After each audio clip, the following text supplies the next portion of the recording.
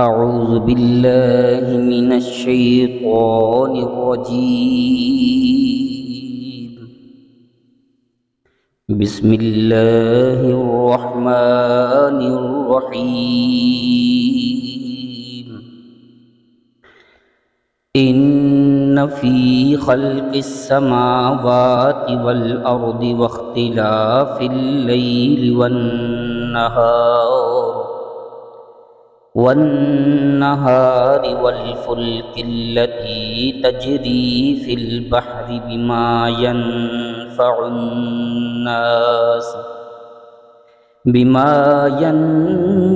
الناس وما أنزل الله من السماء من ماء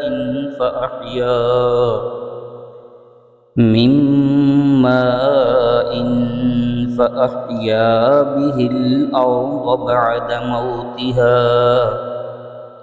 بعد موتها وبث فيها من كل دابة وتصريف الرياح والسحاب المسخر بين السماء والأرض لآيات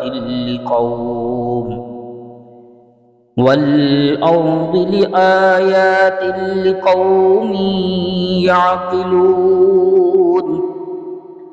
ومن الناس من يتخذ من دون الله أندادا يحبونهم كحب الله والذين آمنوا أشد حبا لله ولو يرى الذين ظلموا إذ يرون العذاب أن القوة لله جميعا وأن الله شديد العذاب. إذ تبرأ الذين اتبعوا من الذين اتبعوا ورأوا العذاب وتقطعت بهم الأسباب. وقال الذين اتبعوا لو أن لنا كرة فنتبرأ منهم كما تبرأوا منا كذلك يريهم الله أعمالهم حسرات عليهم وما هم بخارجين من النار. يا أيها الناس كلوا مما في الأرض حلالا طيبا ولا تتبعوا خطوات الشيطان إنه لكم عدو مبين. إنما يأمركم بالسوء والفحشاء وأن تقولوا على الله ما لا تعلمون. وإذا قيل لهم اتبعوا ما أنزل الله قالوا بل نتبع ما ألفينا عليه آباءنا أولو كان آباءهم لا يعقلون شيئا ولا يهتدون. ومثل الذين كفروا كمثل الذي ينعق بما لا يسمع إلا دعاء ونداء صم بكم عمي فهم لا يعقلون. يا أيها الذين آمنوا كلوا من طيبات ما رزقناكم واشكروا لله إن كنتم إياه تعبدون إنما حرم عليكم الميتة والدم ولحم الخنزير وما أهل به لغير الله فمن اضطر غير باغ ولا عاد فلا إثم عليه إن الله غفور رحيم إن الذين يكتمون ما أنزل الله من الكتاب ويشترون به ثمنا قليلا أولئك ما يأكلون في بطونهم إلا النار ولا يكلمهم الله يوم القيامة ولا يزكيهم ولهم عذاب أليم أولئك الذين اشتروا الضلالة بالهدى والعذاب بالمغفرة فما أصبرهم على النار ذلك بأن الله نزل الكتاب بالحق وإن الذين اختلفوا في الكتاب لفي شقاق بعيد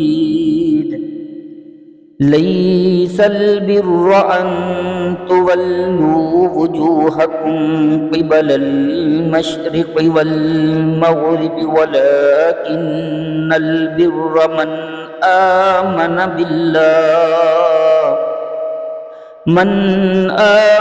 بالله واليوم الآخر والملائكة والكتاب والنبيين وآتى المال على حبه ذوي القربى واليتامى والمساكين وابن السبيل والسائلين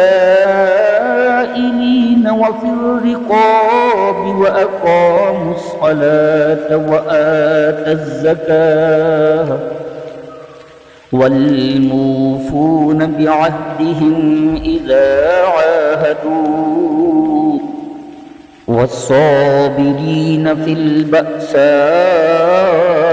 والضراء وحين البأس أولئك الذين صدقوا وأولئك هم المتقون يا أيها الذين آمنوا كتب عليكم القصاص في القتلى الحر بالحر والعبد بالعبد والأنثى بالأنثى فمن عفي له من أخيه شيء فاتباع بالمعروف وأداء إليه بإحسان ذلك تخفيف من ربكم ورحمة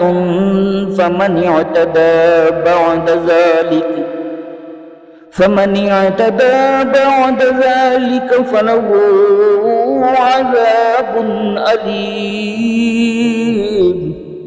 ولكم في القصاص حياة يا أولي أولي الألباب لعلكم تتقون.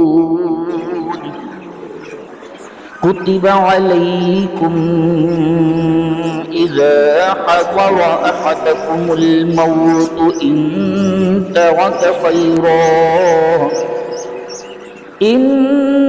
ترك خيرا الوصية للوالدين والأقربين بالمعروف حقا على المتقين.